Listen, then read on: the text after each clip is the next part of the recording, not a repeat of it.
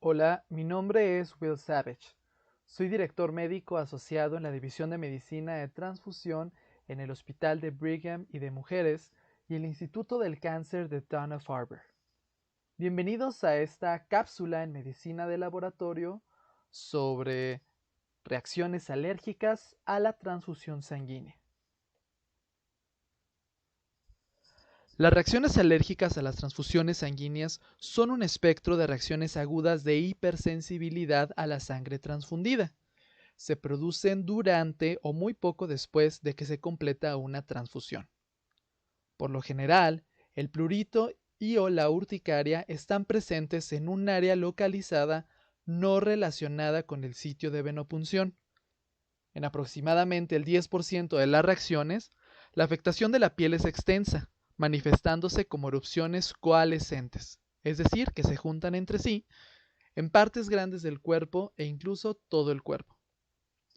El rubor es un signo de liberación de histamina y es común.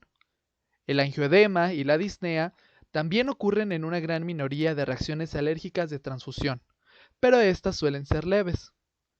El angioedema generalmente involucra un área focal, por ejemplo, labios y párpados. La disnea a menudo es subjetiva sin signos evidentes de dificultad respiratoria. Sin embargo, se produce un angioedema potencialmente mortal e insuficiencia respiratoria. La hipotensión ocurre en menos del 1% de las reacciones alérgicas a transfusiones. El dolor abdominal, las náuseas y los vómitos también pueden ser signos. Todas estas manifestaciones son similares a otras reacciones de hipersensibilidad inmediata de tipo 1. Una forma de clasificar las manifestaciones de una reacción alérgica transfusional es como anafilaxia o solo mucocutánea.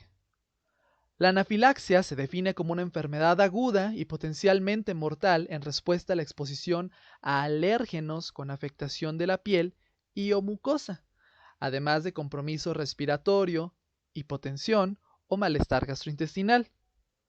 Por supuesto que el término amenaza para la vida puede ser difícil de definir. Operativamente, los alergólogos a menudo denominan anafilaxia a una reacción con manifestaciones mucocutáneas y otro sistema orgánico involucrado. El término anafilactoide se ha utilizado variablemente para definir casos leves de anafilaxia que no requieren una intervención extraordinaria o reacciones alérgicas que no tienen un mecanismo mediado por la inmunoglobulina E. Muchos sugieren que el término ya no se ha utilizado debido a su ambigüedad y al hecho de que el mecanismo es desconocido en la mayoría de los casos. Los criterios de hemovigilancia de los Centros para el Control y Prevención de Enfermedades, CDC por sus siglas en inglés, Centers for Disease Control and Prevention, definen la gravedad de las reacciones como graves o no graves, donde se considera grave la anafilaxia, como lo acabo de describir. La Sociedad Internacional de Transfusión Sanguínea, ISBT, por sus siglas en inglés, Institute Society of Blood Transfusion, utiliza las siguientes definiciones: leve o intermedia, moderada y severa, donde los estados moderados y graves son esencialmente anafilaxia leve y grave. Esta es una foto de una erupción urticaria típica en una respuesta a una transfusión de plaquetas. Cabe señalar que se presentaron otras lesiones en los brazos y la espalda. Estos fueron acompañados de un intenso prurito que fue muy incómodo para el paciente. Las reacciones alérgicas a las transfusiones sanguíneas son frecuentes. Los mejores datos sobre la incidencia de estas reacciones provienen de estudios prospectivos de la transfusión de plaquetas. Generalmente, estos se muestran tasas de reacción alérgica en el rango del 2 al 4%. La mayoría de estas reacciones son menores, lo que significa que se limitan a hallazgos cutáneos y se resuelven con relativa rapidez. Hay que tener en cuenta, sin embargo, que esto no significa que estas reacciones son intrascendentes. Causan retrasos en la transfusión, aumentan los costos y son incómodos para los pacientes, como en la diapositiva anterior, a pesar de ser etiquetadas como menores. Las reacciones a los componentes de los eritrocitos son aproximadamente 10 veces más bajas que las plaquetas. Esto se asocia con la reducción del contenido plasmático de los componentes de los eritrocitos. Los datos sobre las tasas de reacción al plasma son menos precisos porque el plasma se utiliza con mayor frecuencia en entornos que dificultan la identificación de reacciones alérgicas, por ejemplo, situaciones quirúrgicas y de trauma. Sin embargo, la incidencia es aproximadamente la misma que para las plaquetas. La mayoría de las personas solo tienen una reacción alérgica aislada. Las reacciones recurrentes ocurren en una minoría de personas con reacciones alérgicas a las transfusiones. Los mecanismos de las reacciones alérgicas transfusionales son en gran medida desconocidos, pero existen muchos informes de casos que ilustran mecanismos específicos. Al pensar en los mecanismos de estas reacciones, es útil clasificarlas como centradas en el donante, el producto y o el receptor. Por supuesto, en cada reacción hay un donante, producto y receptor involucrados, pero resulta útil pensar cuál es el elemento patológico. Por el lado del donante, existen informes de casos de donantes con anticuerpos patógenos inusuales que se transfieren pasivamente a los receptores, causando así una reacción. Algunos ejemplos son los informes de casos de donantes con altos niveles de anti-IgE de maní, anticuerpos antipenicilina, anticuerpos anti-CD36 y anticuerpos anti-IgE. El mejor ejemplo de un problema específico del producto es la observación de que las transfusiones de donaciones de sangre autólogas preoperatorias pueden causar reacciones alérgicas a la transfusión. Esta observación es un argumento a favor de un trastorno relacionado con el almacenamiento que puede provocar una reacción alérgica a la transfusión, aunque no se ha demostrado claramente tal mecanismo. Para los receptores de transfusiones, los pacientes pueden producir anticuerpos contra las proteínas plasmáticas, por ejemplo, inmunoglobulina A. También se han descrito anticuerpos antiaptoglobina y anticomplemento. A pesar de esos ejemplos de mecanismos específicos antes descritos, para la mayoría de las reacciones alérgicas no se puede identificar una causa. Sin embargo, a grandes rasgos, conocemos los factores de riesgo clínicos de estas reacciones alérgicas a las transfusiones comunes. El plasma parece ser el culpable. Un estudio relacionado por Tobian y colaboradores demostró que la incidencia de reacciones alérgicas a la transfusión en pacientes con reacciones recurrentes disminuyó con cantidades decrecientes de contenido plasmático.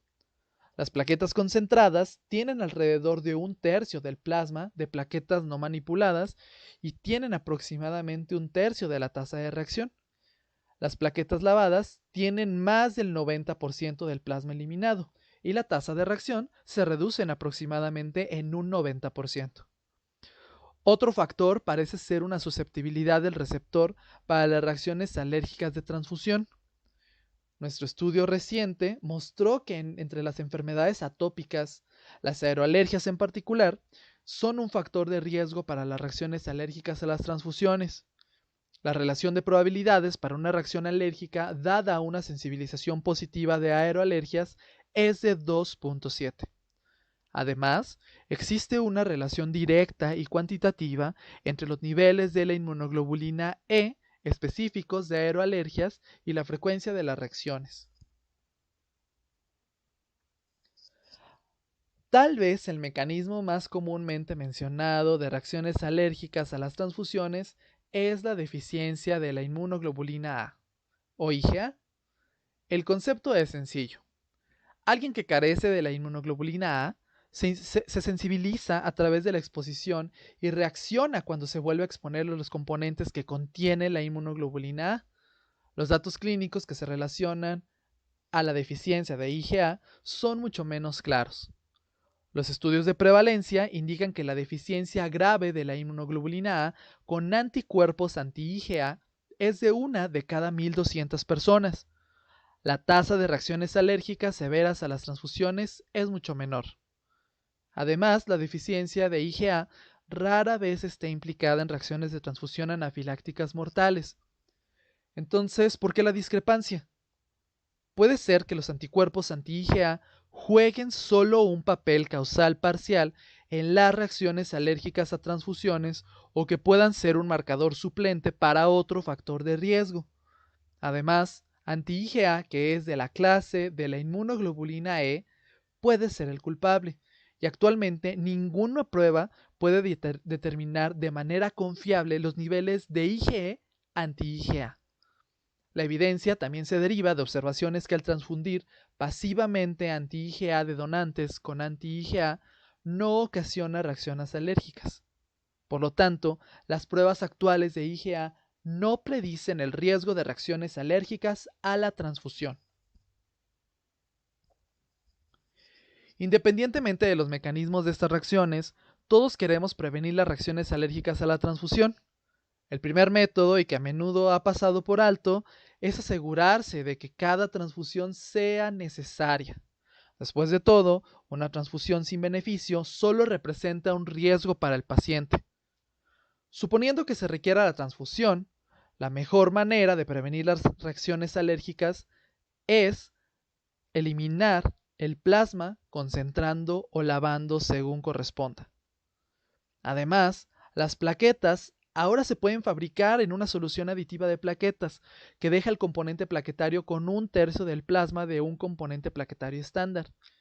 La reducción del plasma solo se utiliza para prevenir reacciones graves o reacciones menores frecuentes y molestas, o bien en determinadas circunstancias, sobre todo porque lleva mucho tiempo, acorta la vida útil del componente, y en el caso de las plaquetas conduce a una disminución de los incrementos posteriores a la transfusión. Muchos plantean la hipótesis de que los factores relacionados con la transfusión pueden contribuir a las reacciones alérgicas a la transfusión, como la edad del producto, la velocidad de infusión o la compatibilidad ABO. Sin embargo, no hay evidencia clara de que administrar componentes sanguíneos más frescos, disminuir las velocidades de infusión o garantizar la compatibilidad ABO afecte la incidencia de reacciones alérgicas a las transfusiones. Por lo tanto, no hay evidencia para transfundir productos basados en estos atributos. El método más común para la prevención de las reacciones alérgicas a las transfusiones es la premedicación transfusional. Desafortunadamente, todas las pruebas disponibles, incluyendo 2 ensayos clínicos controlados aleatorios, muestran que la premedicación con antihistamínicos no previene estas reacciones. Sin embargo, la práctica de la premedicación está arraigada en la mayoría de las instituciones. Por lo tanto, se debe desalentar la premedicación. Por otro lado, los antihistamínicos alivian los síntomas cuando ocurren. La situación es análoga a cómo se utiliza el albuterol para aliviar los síntomas del asma, pero no se utiliza como un medicamento profiláctico en la mayoría de las circunstancias. Cuando se produce una reacción alérgica de transfusión, como con cualquier reacción transfusional, el primer paso es detener la infusión. La administración de antihistamínicos está justificada. Los datos experimentales admiten un efecto sinérgico de los antagonistas de los receptores H1 y H2 utilizados en combinación. Los glucocorticoides pueden prevenir reacciones de fase tardía que pueden ocurrir hasta un día después de la aparición de los síntomas. En el caso de la anafilaxia, la epinefrina es siempre el medicamento de primera elección. Si una reacción alérgica es menor y se resuelve rápidamente, la transfusión puede continuar. En resumen, las reacciones alérgicas de transfusión son comunes y su incidencia está relacionada con la cantidad de plasma que hay en el componente sanguíneo. 2. La mayoría de las reacciones se limitan a reacciones en la piel, pero pueden ser muy molestas para los pacientes. A pesar de ser muy frecuente, se sabe muy poco sobre las causas de la mayoría de las reacciones alérgicas a la transfusión. Y por último, la estrategia más comúnmente empleada para prevenir las reacciones es la premedicación, pero esta no funciona. Los antihistamínicos solo funcionan para el alivio sintomático y no como una premedicación. Las referencias de la presentación se muestran en esta diapositiva, así como las declaraciones y o posibles conflictos de interés que se muestran en esta diapositiva. Gracias por acompañarme en esta cápsula en medicina de laboratorio en reacciones alérgicas a la transfusión de sangre. Mi nombre es Will Savage. Hasta pronto.